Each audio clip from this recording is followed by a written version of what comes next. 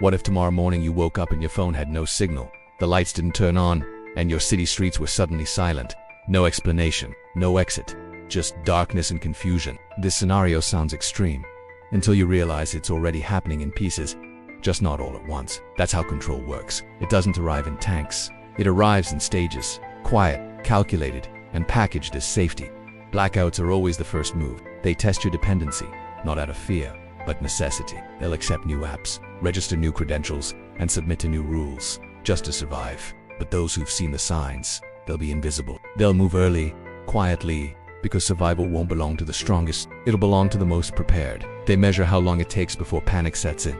The window to prepare closes a little more each day. And then, your freedom. The world is being redesigned. Not with your permission, but with your obedience.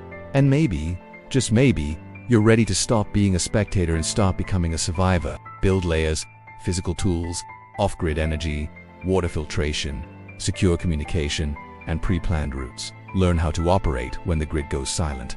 Don't rely on tech. Don't rely on the system. And above all, remember this. When they flip the switch, those without a plan will beg for the chains, while those who prepared will disappear in the smoke. The more you depend on them, the easier you are to break. Share this with someone who still thinks tomorrow will be normal. Because what's coming isn't a drill, it's a decision, and the clock has already started ticking. You've probably seen them happen.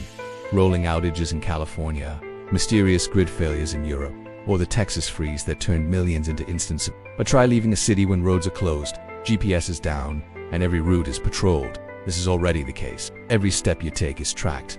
Your purchases, your movements, your conversations, with digital IDs, QR codes, and centralized banking on the rise. All it takes is a single switch to lock you out of the system entirely. No phone, no payment, no ID, no access, not even to food or fuel, and it will all feel legal. You'll realize escape isn't an option. It was a fantasy, and the scary part, the more locked down a city becomes, the more its people cling to any form of authority. They'll welcome checkpoints if it means order. They'll trade freedom for fuel. They'll beg for control if it brings comfort. That's how compliance becomes instinct. These aren't random glitches. They're stress tests for a system preparing to collapse or reset. And when the power cuts out next time, it won't just be the lights that disappear. It'll be your sense of normal. During the first 24 hours of a true blackout, people stay calm. They assume it's temporary. But when phones die, water pressure drops, and gas stations go dark, that calm vanishes. By day 2, panic sets in. That's exactly when the second phase begins. Roadblocks and checkpoints. You'll see them pop up at freeway entrances, on bridges, near state borders. At first they'll be framed as security. We're just keeping order, they'll say. But roadblocks aren't built for protection, they're built for control. Their goal is simple: keep you where you are. Most people assume they'll just bug out when things go bad. But here's the twist. You won't even need physical barriers when your life runs through digital chains. When blackouts strike and the digital net tightens, millions will comply. What can you do now? First, stop waiting. Understand this. The future won't collapse in one dramatic moment. It'll fade into silence.